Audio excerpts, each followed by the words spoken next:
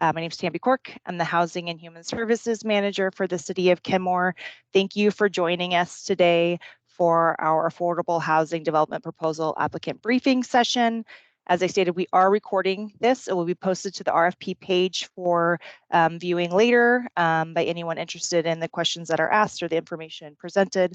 We'll also be posting the slides, and then any questions that are asked will be combined into a document of Q&As that will be additionally posted to that webpage, and we'll continue to respond to questions via email to the bids@kenmorewa.gov email address, and I'll reiterate that at the end that we will continue to take questions until September 6th and post them publicly for anyone who's interested in that information.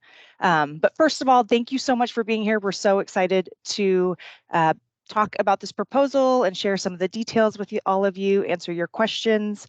It's a really exciting property and a really exciting project. So I'm happy to be here with you all today.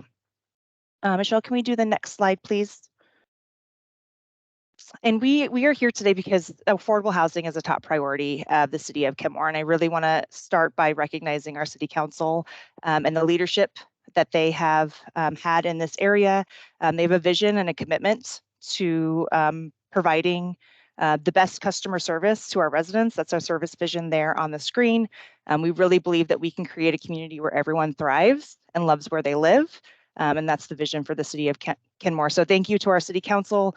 We also have a staff team that are deeply committed to this effort and are here today to speak about it and kind of the long-term goal for this project and affordable housing in general within the city limits. We know that there is an affordable housing crisis in the region, and it's just really important to us that we are a part of the solution and creating space for all of our residents within our city. This started back in 2021. We have another project in the works that I'll talk about in a minute. But in thinking about this current proposal, we're really wanting some creative, innovative designs. And so we're not choosing to prescribe an exact number of units at specific levels of affordability because we want our respondents to be creative, to be innovative. We would love to have some affordable homeownership options, some family-sized units, and really focusing on that minimum of 150 units within the property. We'll talk a little bit more about what that looks like for a potential development agreement and a community or commercial ground floor space to integrate this property into the broader downtown vision. And our commitment to the property is that as a city, you know, we are willing to take advantage of the available flexibility within our development agreement process, maximizing height, density, or varying other standards depending on what the proposal brings into our community. And we'll talk a bit more about that as well in the next few slides.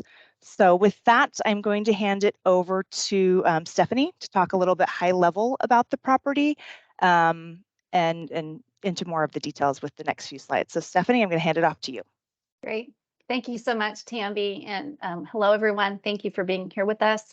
My name is Stephanie Lukash, and I'm Deputy City Manager at the City of Kenmore. And just want to echo what Tammy said about our council and their commitment to affordable housing and making it one of their top 2 priorities in this current biennium. And we're just really thrilled about that. And I think it says a lot about who we are as a community that we're here today. So this property is just a few doors down from Kenmore City Hall on 181st. The official address is 7010 Northeast 181st. And it's currently a vacant lot. It's been a vacant lot for a very long time.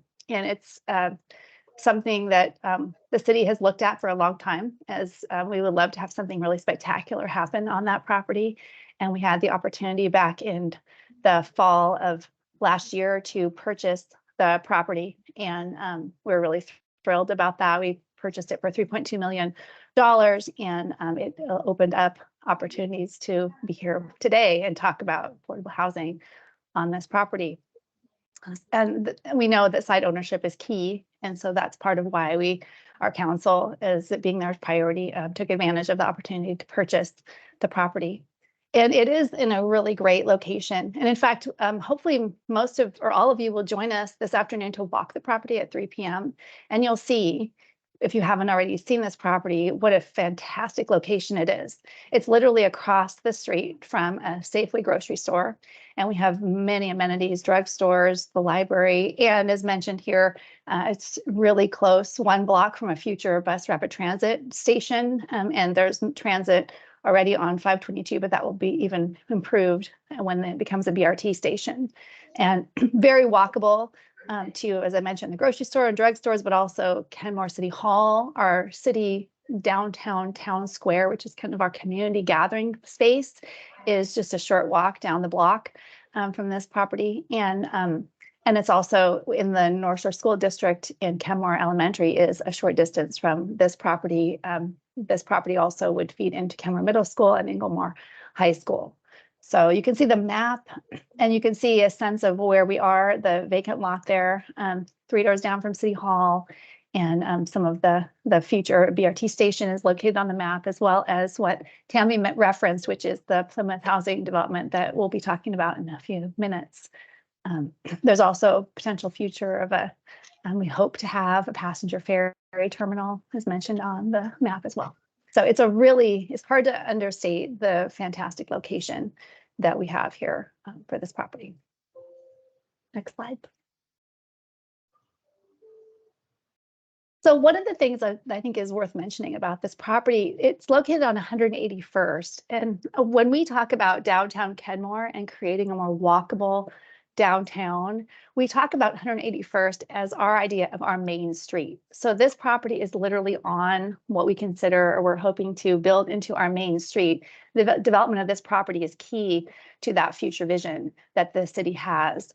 And you can see that we've already done a lot on 181st to start building that downtown Main Street walkable destination with the development and building of the City Hall, as well as the hangar and the community gathering space and our town square, as well as housing. So there's a significant amount of housing. The city took matters in their own hands over a decade ago and purchased 10 acres that has been developed. And you can see the picture there. So I think this is really important for all of you to know that this property and the location of it is really a key for us as we think about the future of downtown Kenmore. And we really want affordable housing and to create a even more walkable downtown with more people who live and prosper in the downtown vicinity. So I think that's all on that slide, and we'll talk a little bit more about some of the other features. Thank you, Stephanie. In addition to all the great amenities that and elements of the location that Stephanie mentions, I just want to highlight this will also be really close to the Kenmore Supportive Housing Project that we're doing with Plymouth. That will also be located next door to our library and just a block down from City Hall. That will be a project with 100 studio or 1-bedroom units. So it's a very different project than what we're proposing with this property. All units will be at or below 30 AMI. We're going to have a community wellness clinic in partnership with Bastyr University on that property. And it's fully funded and we'll be breaking ground soon. And I just wanted to highlight that because I think it shows the dedication of our city council and our city staff. We issued this RFP a bit ago, and we really wanted to continue to move forward with properties in this area and welcome these residents into our community. So if we can do the next slide, please, I'm going to hand it off to Sam Lauyuk, our Development Services Director, to give some more details about this property for the site. Thanks, Tamby. So I'm Samantha Lauyuk, Development Services Director, so all things permitting and land use. And the subject property, as you can see, is, we've talked about it being in a great location on 181st. It's just over an acre, so 48,490 square feet in the downtown zone. It's also within the downtown design standard area number 1. We don't have a downtown design board. It's all codified. And then our department, Development Services, will also help with the development agreement process. And that provides some flexibility in certain standards. So, yeah. Next slide.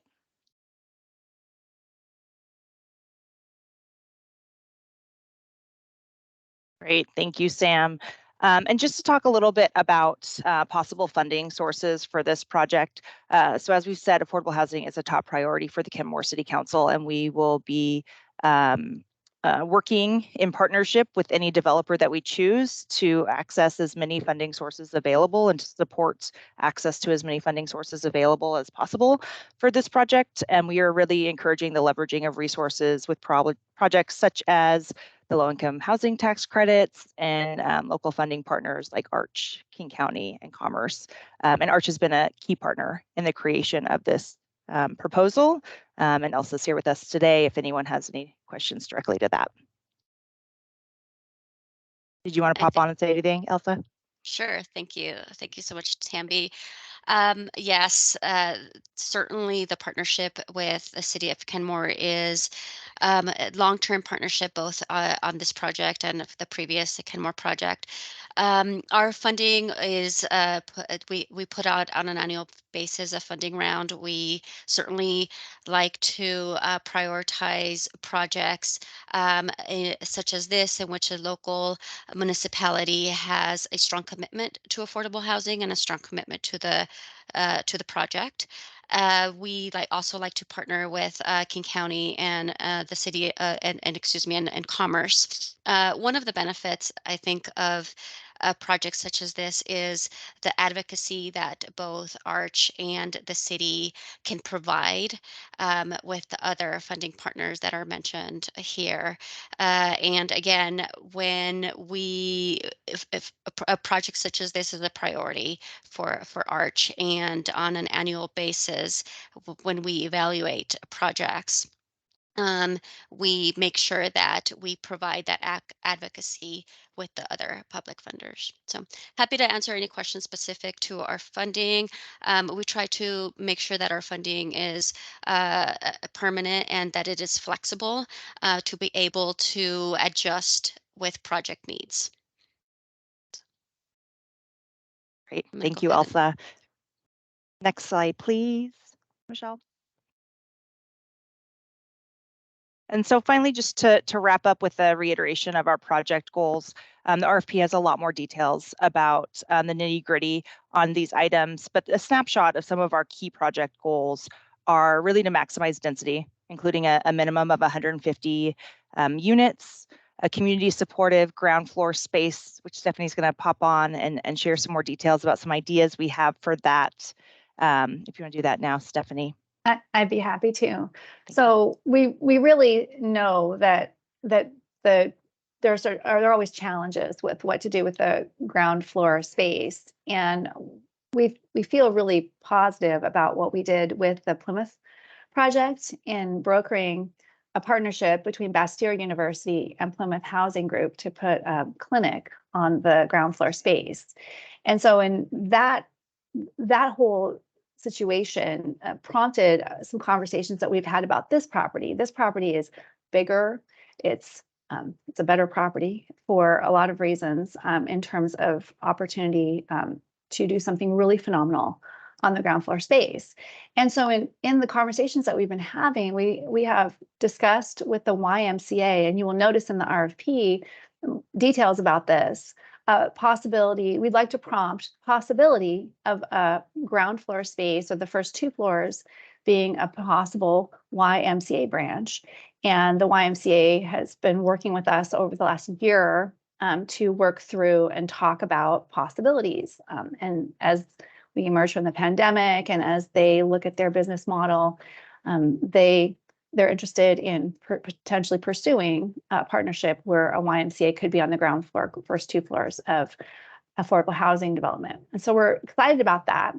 It's not the only option. You know, I think we're open to other proposals, of course, but I think it's helpful for all of you to hear from us as the city that this is something that we've been talking about and we would be interested in seeing if it worked out and the matchmaking that we're doing from the RFP perspective worked out.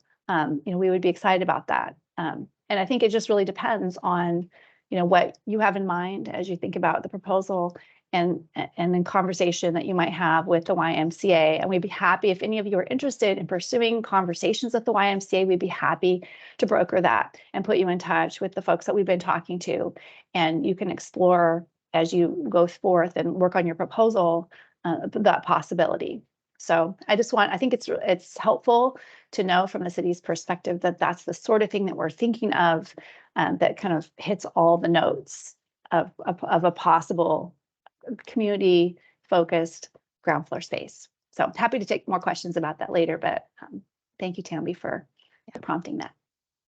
Thank you, Stephanie. And I think that really plays into some of the other goal items that we have here, which is that this property is really well suited for families. And so thinking about maybe some affordable ownership units on the site and thinking about family-sized units on the site are important to us, because we just do see the location as being a really good fit for that type of project, because of its access to great schools and other amenities. Having said that, again, we're choosing to not be prescriptive about number of units or type of AMI to units, specifically as we were with our previous project, because we do want to see what kind of creative, innovative ideas you all can bring to your proposal. And again, just reiterating that we do have a willingness to work through the development agreement process with any developer who chooses to work outside the downtown development, the zoning that's currently in place in that area. We can do the next slide, please. And so the timeline and next steps, the proposal is due October 6th, and we gave a little bit longer runway on this RFP, knowing that many of you are working on funding proposals right now with the current funding cycle. So we wanted to give a little bit longer time for you all to work on that and this. So it's due in October, where we plan to work quickly and select a proposal by November. And we would really love to have our council see the proposal by the end of November, so that we're finishing it out in this calendar year for them. And then, of course, beginning to assemble project financing next year, just understanding how the cycle of funding works, and that it will not be as quick as our last project was, that we'll have to wait until the next funding cycle. Can I do the next slide, please?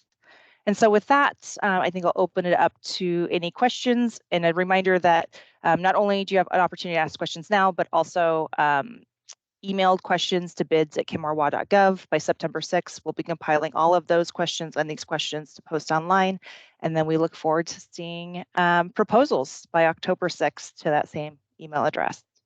So with that, I think if we can stop sharing the screen and see everyone's face and take any questions that you may have.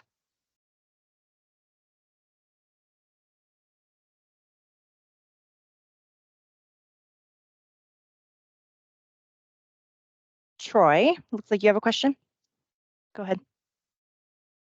So as you address the questions that we send in writing, will you be doing that on a progressive basis, or will it be all in one fell swoop?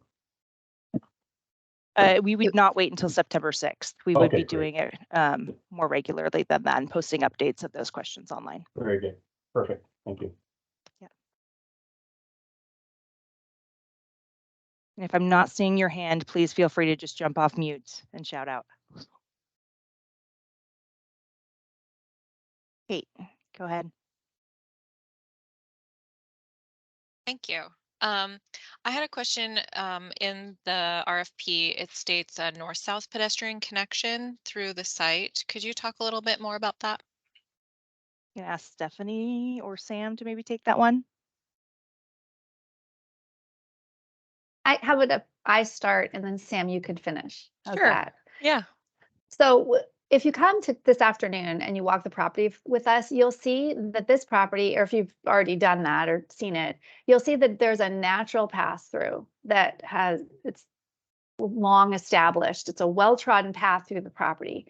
And I think that's important for us as we think about what happens here, is we want to create a more walkable downtown, and this property being a key piece of that. And so, allowing for some ability for a north-south pass through is, I think, really important. It corresponds with what's currently naturally, organically happening with the property in the neighborhood. We also, as we think about being pedestrian friendly, I think we want to make sure we maintain that if we can.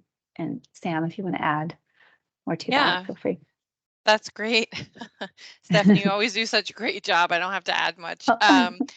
But the pedestrian connection is a downtown design standard for the downtown commercial zone. It was highlighted here, especially because we have that existing pedestrian trail that kind of meanders through the site. And so just kind of speaking to that and saying we want to make sure that there is some type of pedestrian access through the property. And actually the property located to the northeast at 7021 Northeast 182nd Street is under development for townhomes, and they have a pedestrian connection running north-south that could be, it's kind of the corners of the property meet, but that could be a possible link in the future. But it's just to set up those areas so that in the future, as they develop, we can make those connections.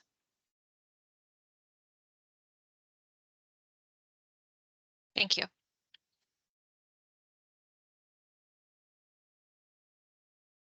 Anyone else?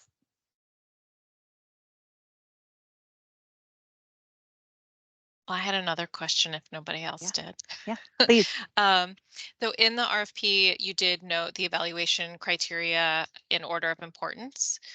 Will you provide kind of how it's going to be weighted or scored based on, because there's a lot there. So we just wanted to make sure that we paid the most attention to your most important ones as well.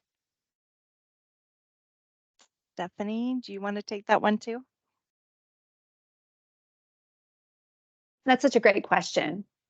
And I would say that we probably won't provide additional information about that weighting of the scoring, but what you see, you can be sure those are the priorities. Yeah, I think this is pretty consistent with what we did in the last round when we selected Plymouth. Was we provided, here's the kind of, guardrails of here's what we think is important. But yeah, I didn't get into like the specific details of like point scoring for each. Great question. Keep them coming, and don't be shy, everyone else. I know there have to be other questions among this group. But don't be shy. This is your opportunity.